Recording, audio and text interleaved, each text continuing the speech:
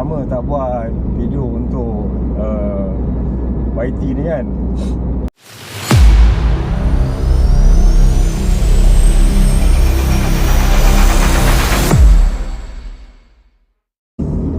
Okay, hai, Assalamualaikum warahmatullahi taala wabarakatuh dan salam sejahtera. Lama tak buat video untuk YT ni kan. So hari ni saya nak tunjuk untuk tahun 2026 jalan ke Tanjung Leman. Alhamdulillah kebanyakannya telah dibaik pulih lah. Dan Tanjung Leman pun sebenarnya dah bertukar wajah. Dan juga ada beberapa peraturan lah untuk masuk ke pantai Tanjung Leman. So layan je video saya ni. Untuk first ni kita tengok jalan ke Tanjung Leman. Alhamdulillah kebanyakannya dah diturak baru. Let's go.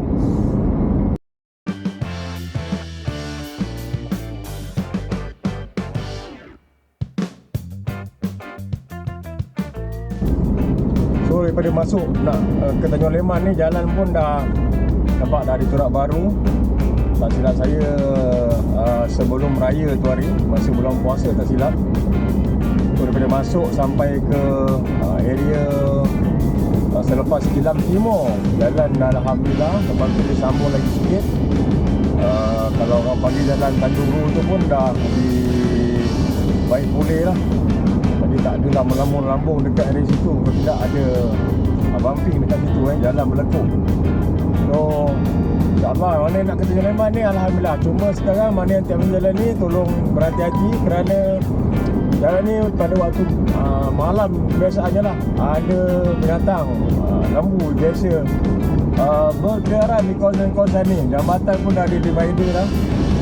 So Alhamdulillah, mana yang pernah lalu dulu, ni dah perubahan dia. Dah lama tak lalu, ni lah perubahan yang kita nampak. Jalan telah diturak baru. So mana yang nanti berhati-hati, dia siapkan kepada you all semua.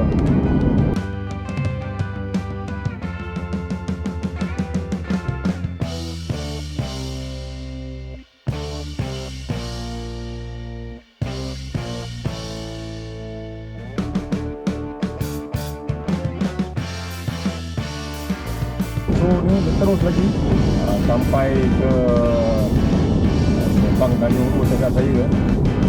So yang ni dia baru siap ni, jadi belum ada line untuk jalan ni. Yang depan tadi dia awal sikit baru siap dia buat line. So sini jambatan ni pun dah okey, kecuali sebelah Gomo belum sebelah aja. Lepas dia buat jambatan baru dia tar. So Alhamdulillah lah, ni tar baru jalan menghala ke Tanjung Leman. Jadi jalan ni agak orang cakap bumpy-bumpy sikit lah. Jalan melekuk-lekuk kan, tampal-tampal. Jadi untuk tahun 2026 ni pada bulan 4 ni Alhamdulillah lah, nampak semua belah boleh speed sikit lah. Tapi berhati-hati macam saya cakap mula tadi, biasa ada lembu yang berkeliaran di kawasan-kawasan ni. Dan kawasan ni pun dah ada lampu yang disponsor oleh BPM.